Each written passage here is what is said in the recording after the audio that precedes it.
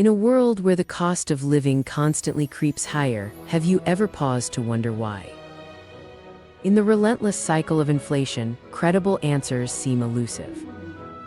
As currencies lose value and prices rise, we must confront a profound question. At what cost does our unquenchable thirst for growth come? What if inflation is more than just a number? What if it is a profound reflection of our deepest ambitions and insecurities? Human civilization has faced the specter of inflation throughout its history. From the bustling markets of the Roman Empire to the tumultuous financial landscapes of the 21st century, the thread of inflation runs through our collective narrative. In each era, we observe a painful truth: the price of what once satisfied our hunger today barely covers a sip of coffee. This isn't coincidental. It appears to be governed by an unseen law that transcends time and geography, a truth that evokes deep contemplation. Why does every civilization, regardless of its advancements, seem ensnared in the same pattern of rising prices and shifting values? Perhaps we are akin to 5 blind men tasked with describing an elephant. Each man touches a different part. Economists lay blame at the feet of central banks, politicians point to global forces, while consumers direct their ire at corporations.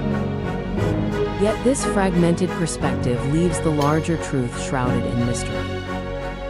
At its core, inflation is more than a mere economic issue. It serves as a significant reflection of human nature. It embodies our collective desires for growth, interwoven with an intrinsic fear of scarcity and a persistent optimism about the future. Money ceases to be simply a measure of worth. It transforms into a mirror reflecting our hopes, ambitions, and anxieties. Just as the price of a simple cup of coffee rises over the decades, so too does the cost of our dreams and aspirations. Inflation is, in essence, the heartbeat of civilization, the price we pay for our relentless pursuit of progress. This brings us to the fundamental forces that govern our societal landscape, the concepts of distribution and valuation. In many ways, they serve as the undercurrents that shape our realities and our destinies. The first principle we must examine is distribution, the allocation of resources and wealth throughout society. For instance, when distribution becomes too uniform, society may spiral towards communism. While such a state might herald an ideal of equality, it inadvertently stifles motivation. When individuals receive equal rewards regardless of effort, innovation fades into obscurity and productivity diminishes. On the flip side, however, when wealth becomes overly concentrated, a different set of troubles emerges. An economy marked by severe inequality breeds corruption and social unrest. The affluent few accumulate excess, while the majority grapple with survival. This imbalance leads to moral decay and environmental degradation, forging a society on the brink of destabilization. Thus, true stability lies not in rigid equality but in a balanced asymmetry, where incentives encourage contribution while fairness is upheld. Next, we delve into the principle of valuation. When something is overvalued, bubbles form and illusions of wealth take hold. Consider the meteoric rise of fashion trends, NFTs, or even cryptocurrencies, often shaped more by perception than by intrinsic worth. Such overvaluation fuels speculation and greed, inevitably leading to a painful correction. Conversely, when something is undervalued, stagnation ensues. Innovation is stifled, as disregarded talents languish in obscurity. Undervaluation can lead to deflation and social pessimism, crushing opportunities for progress.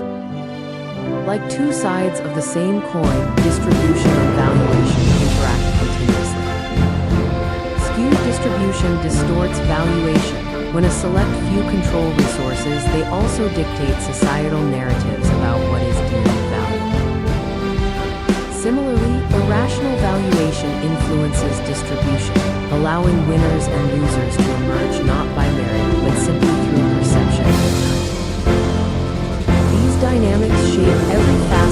human existence, from economic structures to cultural movements and technological advancements.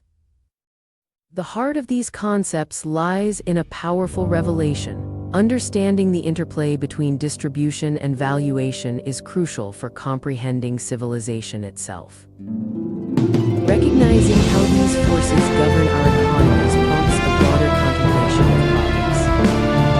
Let us turn our attention to the principle of transaction. At its essence, a transaction is an exchange, a simple social act where one party gives rice and the other provides meat. This mutual recognition of value is immediate and tangible. Yet, complexities arise as physical constraints limit this simplicity. Goods must be transported, may spoil, and can lose their usefulness. With the emergence of currency, value became abstracted, enabling faster, scalable transactions. Money allowed value to travel freely without physical limitations. But with this efficiency came a fundamental shift. Transactions became subjective. When value is represented by currency rather than embedded in the goods themselves, perception begins to overshadow reality. Scarcity can be fabricated, and prices can rise due to arbitrary restrictions rather than reflecting true worth. Conversely, when goods are perceived as cheap, those with capital can amass quantities, creating monopolies over supply and distorting market dynamics. This evolution from efficiency to asymmetry generates profit, but it also births social debts. Every surplus in currency creates an obligation for society to produce something to redeem it. Money isn't value, it's merely a claim on future production. When wealth accumulates unevenly, those who hold excess currency gain the power to shape society's production paths. They determine what industries thrive and which fade away. Herein lies a paradox. Responsible leadership can harness capital for meaningful advancements in infrastructure, education, and sustainable technology. However, without long-term vision, the same system can drive society to prioritize shallow pursuits and superficial profits, leading us astray from true progress. Thus, every transaction is not merely an exchange of goods, it subtly dictates the trajectory of societal development. It answers the critical question, what should society work on next? In this monetized landscape, every interaction ripples forward, reshaping efforts and reallocating contributions, quietly deciding the future of the collective labor. As we grapple with the implications of inflation and its relationship with human nature, we arrive at a climactic moment of realization. Inflation, in its essence, becomes a lens through which we can examine our deepest impulses, our need for growth, our fears of scarcity, and our aspirations for the future. It reveals a symbiotic relationship between our societal structures and personal motivations. In closing, we must ponder, if inflation is merely a reflection of our deepest instincts, what does that mean for the trajectory of human civilization? Are we trapped in an endless cycle of ambition and consumption, or can we harness our understanding of distribution and valuation to pave a path towards sustainable progress? As we navigate this complex landscape, we are left with a vital question. How can we ensure that our relentless pursuit of growth aligns with the enduring values that uplift not just a select few, but society as a whole?